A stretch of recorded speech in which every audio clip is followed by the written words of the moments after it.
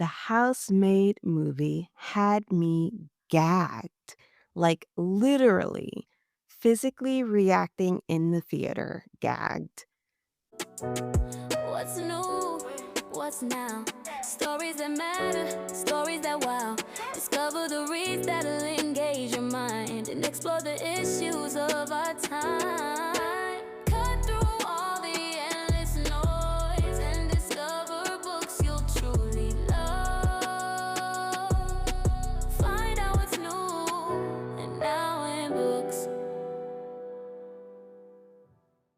Hey y'all, it's Eve Loren, and welcome back to Now in Books Podcast, your bookish source for what's new and what's now in books. Today's episode is a little different because we're stepping into book to screen territory. Today, we're talking about The Housemaid, the film adaptation of Freida McFadden's wildly popular thriller. And I need you to know this up front. I went in completely blind, did not read the book, did not look up a plot summary, did not even skim Goodreads. And honestly, best decision I could have made. Initial reactions? Gagged. The Housemaid movie had me gagged, like literally physically reacting in the theater, gagged. There was groaning, whisper yelling, "Are you fucking kidding me?" at the screen.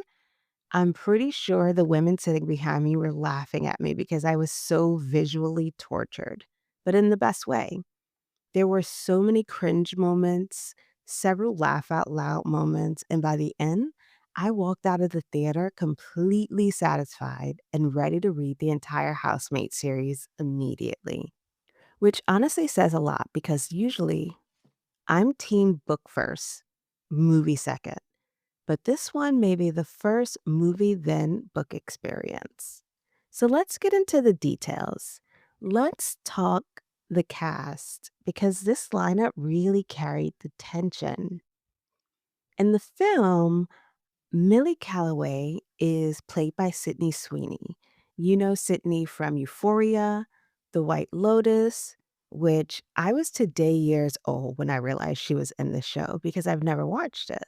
Sydney was also in the films Anyone But You, which I did enjoy, and Marvel's Madam Web, which I watched and kind of enjoyed parts of, but was also probably the only Marvel movie I didn't love, which is very disappointing because I love Dakota Johnson.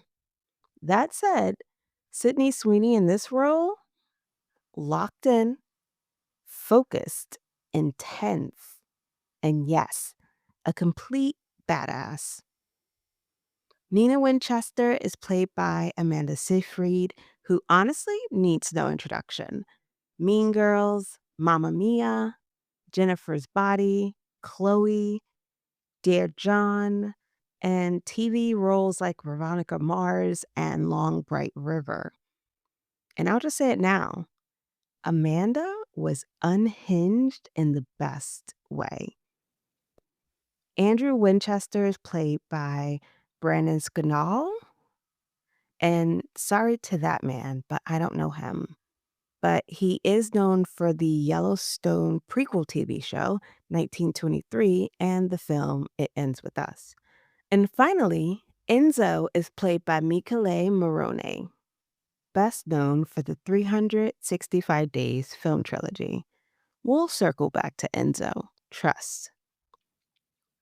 So the movie follows Millie Calloway, a young woman with a troubled past who takes a live-in housekeeper job for a wealthy Long Island family, the Winchesters. Her room is in the attic where the window doesn't open. There's a lock on the door, but it's on the outside. And the soundproofing is so intense that Nina casually tells her, "You can scream and no one will hear you downstairs," which already is a no. Immediate no. From the second Millie steps into the house, things feel off. The pristine home she saw during her interview is suddenly filthy. Dirty dishes are everywhere. Food is left out, chaos creeping in where perfection used to be. So the next morning, Millie wakes up to Nina screaming, full meltdown, because she can't find her handwritten PTA speech. She accuses Millie of throwing it out, and Andrew has to step in to calm her down. And from there, things escalate quickly. Millie starts looking for a way out, but here's the problem: she can't leave. Keeping this job is a condition of her early parole. If she quits, she goes back to prison to finish the remaining 5 years on her sentence. And that pressure is what makes everything that follows feel so suffocating. What did I think? The story itself, brilliantly done. I walked out of the theater genuinely shocked at how everything unfolded. Outside of Millie going completely moon eyed over Andrew, which we'll talk about, I did not see the twist coming. Not one, not two, not the way they stacked. The pacing was tight, the tension was steady, and the misdirection, chef's kiss. Performances, Sydney did the role justice, period. Things get a little steamy in one scene, and I will say, her body is tea. I'm not ignoring the elephant in the room regarding the recent controversy she's been in, but from a performance standpoint, she showed up. She delivered. Amanda Seyfried, though, absolutely ate this. This was one of those performances where you can tell any director watching it is mentally filing her away for future Oscar-worthy role. Is this an Oscar-worthy type movie? Probably not. But is her performance Oscar adjacent? Yes. And whoever did her makeup to match the emotional descent of Nina's character, pure talent. Mr. Winchester, on the other hand, I have thoughts. We'll leave it at that so I don't spoil too much. And Enzo, super hot. He can stare at me through the window anytime. Although the women in the bathroom after the movie made it very clear that this is not a good thing in the book. Apparently, Enzo is much creepier on the page. I don't know yet, but I will because I'm going to be reading the series. I will say, I was disappointed in the lack of screen time he got and words. He felt underused, and that's honestly the only critique I have. My least favorite moments of the film all revolve around one thing: Millie risking her freedom. The moon eyes, the bad decisions, the ignoring every red flag imaginable. It was frustrating, cliche, and honestly kind of stupid considering what was at stake. And as unhinged as Nina was being, it didn't make sense that Millie would keep entertaining the situation she found herself in, especially after being warned. Now, let's talk favorites. The reveal that Nina Winchester is not as crazy as we were led to believe, perfectly executed.